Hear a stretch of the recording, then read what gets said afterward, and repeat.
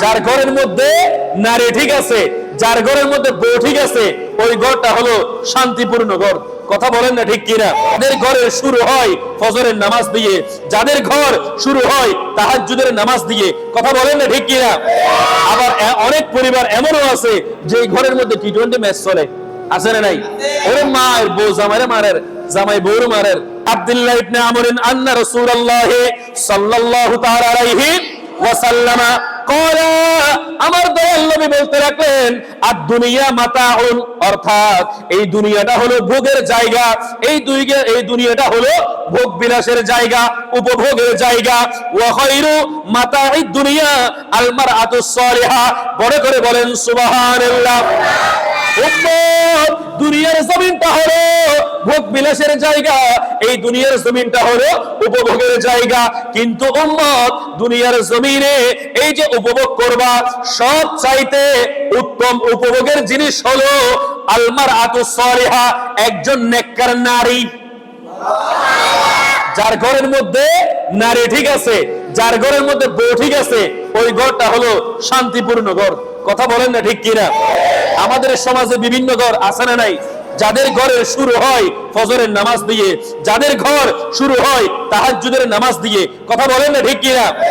আবার অনেক পরিবার এমনও আছে যে ঘরের মধ্যে টি-20 ম্যাচ চলে, আছে না নাই? ওরে মায়ের বউ জামাইরে মারের, জামাই বউর মারের, তারা হার ভিতরে হন প্রতিযোগিতা করিব, পুরো জনসিনা বিশ্ব খেলা হার ফান ডাইরেক্ট, আছে না নাই? ওনারা হন না, আছে না নাই? ওই ঘরের মধ্যে খোদার লানত, কথা বলেন ঠিক কিনা? সেই ঘরের মধ্যে স্বামী তার স্ত্রীকে সম্মান করবে, স্ত্রী তার স্বামীকে সম্মান করবে, একজন আরেকজনের সাথে সুন্দর সুন্দর কথা দিয়ে কথা বলবে, সুন্দর সুন্দর ভাবে চলাফেরা করবে।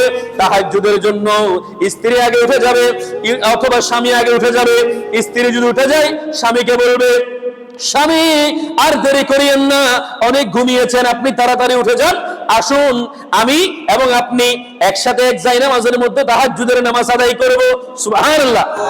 বিষয়টা ভাবতে কিরকম লাগতেছে যদি আপনি আপনার বউয়ের সাথে রাত্রে যখন একেবারে গভীর হয়, ওই অবস্থায় আপনার বিবিকে নিয়ে এক জায়নামাজের মধ্যে যদি আপনি তাহাজ্জুদের নামাজ আদায় করেন, বিষয়টা কিরকম একটু চিন্তা করে দেখেন। বড় করে বলেন না আল্লাহ আমল করার তৌফিক দান করুক। বড় করে বলেন না। বহুত ঘরের মধ্যে তাহাজ্জুদ অনেক দূরের কথা, দিনের 10টা বাজার কিন্তু খবর নেই, আছে না এরকম ঘর? আজকের ওয়াজ থেকে আপনারা আমল করার চেষ্টা করবেন। ওয়াজ তো শুনেন অনেক, কিন্তু আমল করাটা হলো সার্থকতা, ঠিক কিনা বাবা? আসুন বাবারা, বন্ধুরা, এই দুনিয়ার জমিনটা হলো ভোগের জায়গা।